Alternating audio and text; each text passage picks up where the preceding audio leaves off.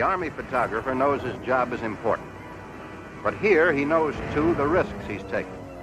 That man isn't going to fall down on his job by making mechanical mistakes, sloppy camera work that means no pictures. But the Army cameraman is on his toes. He gets his picture. He doesn't make mistakes. And sometimes he learns the hard way.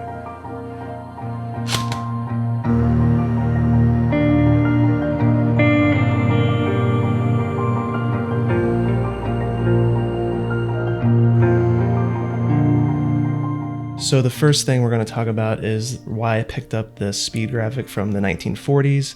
And I've been fascinated with a guy named Sandy on Instagram and Flickr, just looking at his photos taken with the Aero Ektar lens. It's a projection lens. It has, sometimes it has an aperture, sometimes it doesn't, but a lot of people tend to shoot it wide open because of the look that it gives. It's a 178mm 2.5 lens, and it creates really shallow depth of field and a kind of a swirly bokeh. And I was kind of leaning towards getting that lens, but it's super expensive. It's anywhere from $700 to $1,000. So I actually picked up a Buhl projection lens, and what you have to do with the projection lens is you have to have a speed graphic, because the speed graphic has a built-in shutter, and that's in the back right here. So basically the way this shutter works is that you have these little slits. So it has a tension marker on the side, and it goes from A to D, and then it has numbers from 1 to 6, and that's how you're gonna pick your shutter speed. So this right here would be the A slip, and it's pretty big, and then the B slit, and then the C, and then the D. So basically you just pick whatever shutter speed you want with the key on the side, and then when you take your picture, the slit goes down and it exposes your film. The benefit of having that is that you can use projection lenses.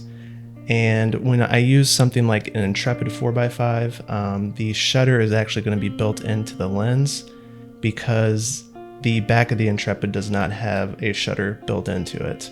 So the shutter has to be inside the lens.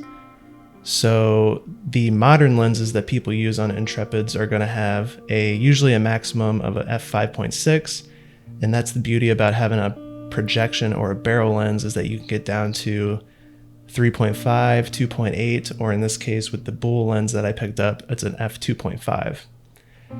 So the lens that I bought doesn't have an aperture, doesn't have a shutter built into it. It's literally just a piece of glass, and it did have this tube on the bottom of it, and you actually unscrew that tube and then you just mount it to the speed graphic.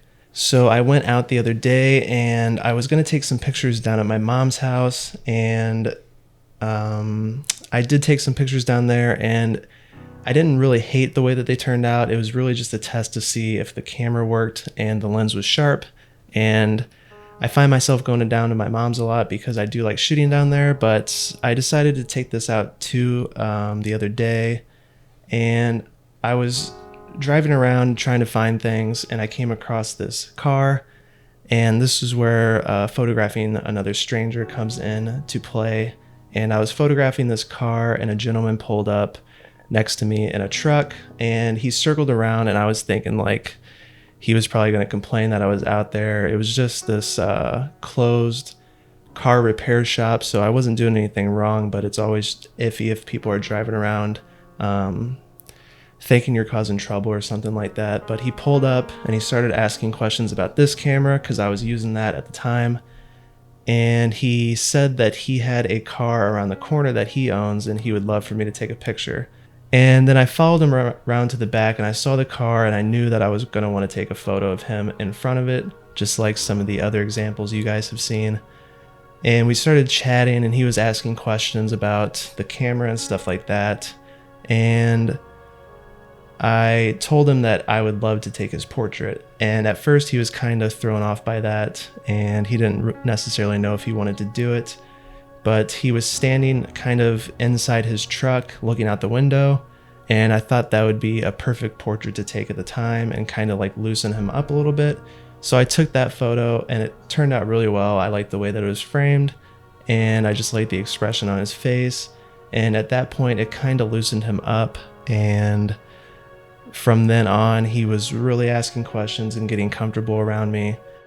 So I took some more pictures of the car, and then at the end, I asked him if he would stand in front of it, because I knew that he was more than open to the idea of a portrait now, because we were talking and stuff like that. So it's really just about talking with these people, and I myself am not the most outgoing person, and I think that's a real good learning tool for me to get out there and actually ask these people. And it's not only like something that I want to get better at, but it's definitely something that helps me grow as a photographer, because I do want to take those pictures, and every time that I don't, I just feel bad about it, and that I miss like an opportunity. So I don't want anyone to be like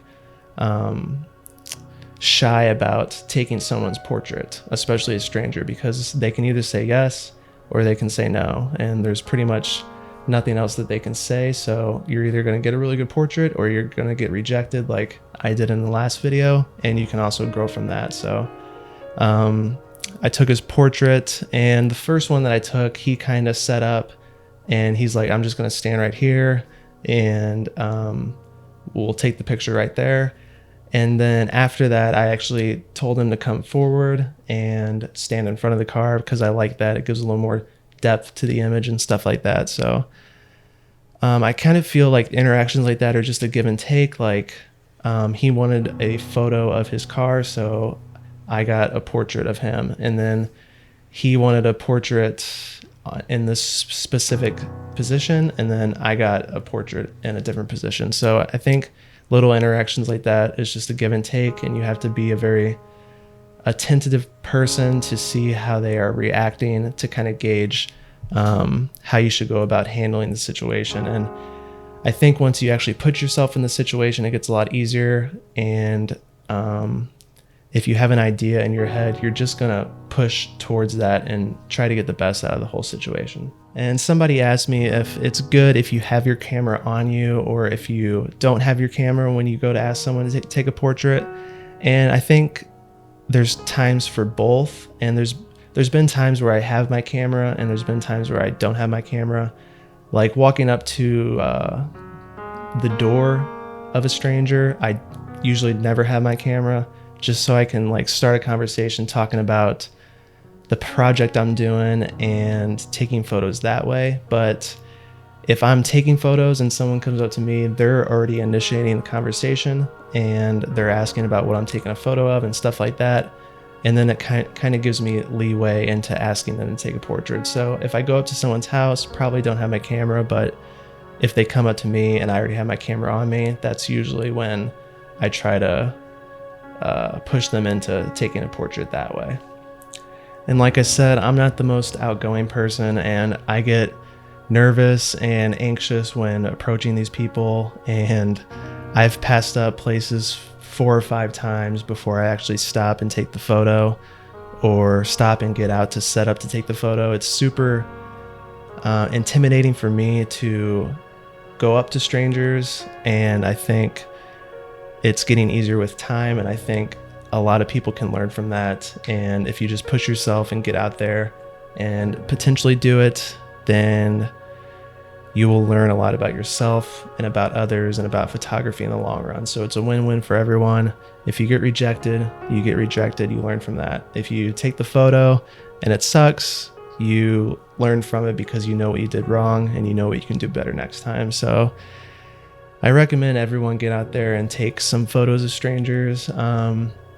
Even if it's something as little as taking a photo of just a building that's in public with people around, that's kind of a nice step forward to taking photos of people that you don't know in front of people that you don't know, stuff like that. So take a picture of a building in public and then kind of work your way up, and then you can possibly take some pictures of strangers. So I hope you guys enjoyed that little talk about the speed graphic and what I'm doing with that, and a little more in depth about how I take photos of strangers and how that process goes. So if you have any questions about anything, please let me know. I hope you guys enjoyed the new audio setup, and hopefully it sounds really good.